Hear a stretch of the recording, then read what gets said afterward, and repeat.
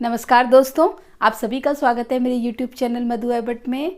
आज हम पद परिचय के बारे में पढ़ेंगे कि पद परिचय क्या होता है। इससे पहले मैंने आपको विकारी तथा अविकारी शब्दों के बारे में बताया था। आज हम उसी का पद परिचय करेंगे। इस वीडियो में हम विकारी शब्दों का पद परिचय पढ़ेंगे कि विकारी शब्दों का पद परिचय किस तरह से हम लिखते हैं। तो पद परिचय पढ़ने से पहले मैं आपको ये बताना चाहती हूँ कि पद किसे कहते हैं। तो देखते हैं, जैसे वर्ण, भाषा की सबसे छोटी इकाई क्या होती है? वर्ण। क ख ग अ आ। तो सबसे पहले वर्ण आता है। वर्णों से शब्द बनते हैं और शब्द जब वाक्य में प्रयुक्त होते हैं तो वो पद बन जाते हैं। तो इस तरीके से पद क्या है, जैसे शब्द क्या है? शब्द एक स्वतंत्र इकाई है। जैसे अगर मैं कहूँ खाली आम या कहूँ मीरा या दिल्ली, ये छोटे छोटे शब्द हैं, लेकिन जब हम इन शब्दों को वाक्य में प्रयोग करते हैं, जैसे मीरा एक शब्द है, अगर मैं कहूँ मीरा खाना खा रही है या आम मीठा है, तो जब वो शब्द वाक्य में प्रयुक्त हो गया तो वो एक स्वतंत्र इकाई नहीं रही। तो इस तरीके से जब कोई शब्द वाक्य में प्रयुक्त हो जाता है, वाक्य में उसका प्रयोग होता है, तब हम उसको पद कहते हैं। तो इस तरीके से शब्द का वाक्य में प्रयुक्त रूप पद कहलाता है। अब हम पढ़ेंगे, अब पद समझ में आ गया तो अब हम पढ़ेंगे कि पद परिचय क्या होता है। परिचय यानी कि किसी भी पद का परिचय देना पद परिचय कहलाता है।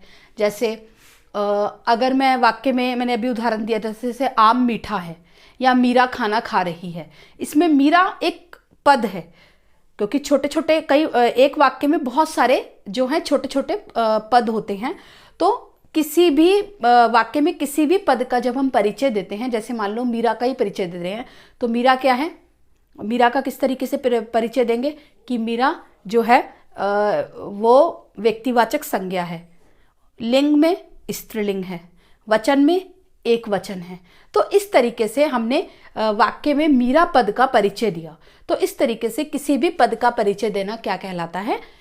पद परिचय कहलाता है। लेकिन इसका जो हम परिचय देते हैं यह व्याकरण की दृष्टि से देते हैं, लिंग, वचन, कारक, काल, क्रिया, इस तरीके से। जब हम व्याकरण की दृष्टि से किसी भी पद का परिचय देते हैं तो उसको पद परिचय कहते हैं। तो व्याकरणिक दृष्टि से पद की पूरी जानकारी देना पद परिचय कहलाता है। तो अब हम ये देखेंगे कि जो पद परिचय है ये हम विकारी शब्दों का इस वीडियो में पढ़ेंगे। अगली वीडियो में अविकारी शब्दों का पद परिचय पढ़ेंगे। तो विकारी शब्दों का पद परिचय कैसे दिया जाता है? मान लो अगर कोई संज्ञा शब्द है, विकारी शब्द 4 हैं, संज्ञा, सर्वनाम, विशेषण और क्रिया। इसमें जो संज्ञा शब्द है, संज्ञा का पद परिचय कैसे देंगे, उसमें क्या क्या, उसके परिचय के लिए क्या क्या चीज़ें लिखेंगे। जैसे संज्ञा के भेद लिखेंगे कि वो जातिवाचक संज्ञा है, व्यक्तिवाचक संज्ञा है, भाववाचक संज्ञा है। ऐसे ही वो जो पद है वाक्य के अंदर, संज्ञा जो पद है वो उसका लिंग क्या है, उसका वचन क्या है, उस वाक्य में कारक कौन सा लगा हुआ है। इस तरीके से हम संज्ञा का पद परिचय देंगे। उदाहरण के तौर पर मैंने अभी बताया था, जैसे मीरा खाना खा रही है, मीरा व्यक्तिवाचक संज्ञा है, संज्ञा का क्या भेद है कि वो व्यक्तिवाचक संज्ञा है। इसी तरीके से लिंग क्या है मीरा का? स्त्रीलिंग है। वचन क्या है? एक वचन है। कारक की अगर हम बात करें तो मीरा खाना खा रही है, खाने को खा रही है ना, तो इस तरीके से को, कर्ता ने कर्म को, कर्म कारक हो गया। तो इस तरीके से हमने संज्ञा का पद परिचय दिया। अगर अब हम देखते हैं कि सर्वनाम का पद परिचय में क्या क्या चीज़ें हमें लिखनी होती है उसके परिचय में। जैसे सर्वनाम के भेद, कि सर्वनाम का कौन सा भेद है। सर्वनाम के 6 भेद मैंने अपनी पिछली वीडियो में करवाए हैं। तो सर्वनाम के 6 भेद होते हैं, उनमें से कोई एक, जिस भी पद का हम परिचय देंगे उस पद का हम सर्वनाम का उस भेद लिखेंगे। इसी तरीके से वो जो पद है वाक्य में, जो सर्वनाम पद है, उसका लिंग क्या है, वचन क्या है और वाक्य में क्या कारक प्रयोग हुआ है, इसका अभ्यास भी हम हमारी अगली वीडियो में हम करेंगे। ठीक है। इसी तरीके से अगर हम देखें विशेषण, तो विशेषण का भेद, विशेषण के मैंने 4 भेद कराए हैं अपनी पिछली वीडियो में। जैसे कि अगर मैं बोलूं विशेषण में, पहला है गुणवाचक विशेषण, संख्यावाचक विशेषण, संख्यावाचक में भी मैंने 2 भेद कराए हैं। परिमाणवाचक के भी 2 भेद कराए हैं। सार्वनामिक या संकेतवाचक विशेषण, तो इस तरीके से मैंने विशेषण के 4 भेद कराए हैं। उन 4 में से जो भी पद के बारे में परिचय मांगा है, विशेषण के जो भी वाक्य में पद है, अगर वो विशेषण है तो वो कौन सा भेद है हम वो लिखेंगे। जैसे मेरे पास 2 पुस्तकें हैं, तो कितनी पुस्तकें हैं? विशेषण क्या है? 2। विशेष्य क्या है? 2 क्या है? विशेषण। और ये कौन सा विशेषण है? निश्चित संख्यावाचक विशेषण। तो इस तरीके से विशेषण के भेद, तो विशेषण का कौन सा भेद है? निश्चित संख्यावाचक विशेषण। 2, अगर मेरे पास 2 पुस्तकें हैं और 2 पद का परिचय, इस वाक्य में 2 जो शब्द, 2 जो पद है उसका परिचय देना है, तो कैसे देंगे? निश्चित संख्यावाचक विशेषण। इसी तरीके से लिंग, क्योंकि पुस्तक तो स्त्रीलिंग में आएगी, स्त्रीलिंग।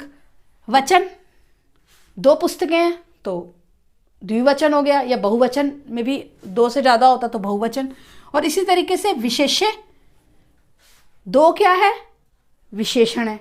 और इसका विशेष्य क्या है? हम किसकी विशेषता बता रहे हैं? पुस्तक की विशेषता बता रहे हैं, तो विशेष्य क्या होगा? पुस्तक होगा। इस तरीके से हम विशेषण के जो है पूरे जो भी हमने पद पूछा गया विशेषण का, उसका परिचय हम दे सकते हैं। अगला है विकारी शब्दों में क्रिया। क्रिया के भी हम भेद बताएंगे, अकर्मक है, सकर्मक है, उसी पद का लिंग क्या है, वचन क्या है और काल क्या है। जैसे मैं रोज़ाना टीवी देखती हूँ, देखती हूँ एक पद है, और देखती हूँ जो पद है उसका परिचय क्या है? मैं क्या देखती हूँ रोज़ाना? टीवी देखती हूँ, या रोज़ाना नाटक देखती हूँ, सकर्मक क्रिया हो गई। अगर हम क्रिया का भेद कहें तो सकर्मक क्रिया हो गई। ठीक है। लिंग क्या हो गया? स्त्रीलिंग हो गया। मैं, अगर हम खाली मैं का बोलूँ या देखती का बोलूँ तो एक वचन आ रहा है। देखती पद में अगर मैंने इसका रेखांकित किया है इसको, तो इसका एक लिंग क्या है? लिंग क्या है? स्त्रीलिंग। और वचन क्या है? एक वचन। इसी तरीके से काल क्या है? देखती हूँ, रोजाना करती हूँ ये काम, वर्तमान काल है। भविष्य में होगा तो भविष्य काल है, भूत में होगा तो भूत काल है। तो इस तरीके से संज्ञा, सर्वनाम, विशेषण और क्रिया, ये 4 विकारी शब्द हैं जिसका पद परिचय हम इस तरीके से दे सकते हैं। और पद परिचय देते हुए हमें इन सारी बातों का ध्यान रखना है कि हमें किसी भी वाक्य में किसी भी पद का परिचय देते हुए उसके भेद, लिंग, वचन, अगर क्रिया है तो काल, विशेषण है तो विशेष्य, और संज्ञा और सर्वनाम है तो कारक कौन सा है, इन सब चीज़ों का हमें ध्यान रखना होगा, तभी हम अच्छे से पद परिचय दे पाएंगे। तो आशा करती हूँ आपको मेरी वीडियो पसंद आई होगी। मेरी वीडियो को लाइक, शेयर तथा चैनल को सब्सक्राइब करना ना भूलें। धन्यवाद।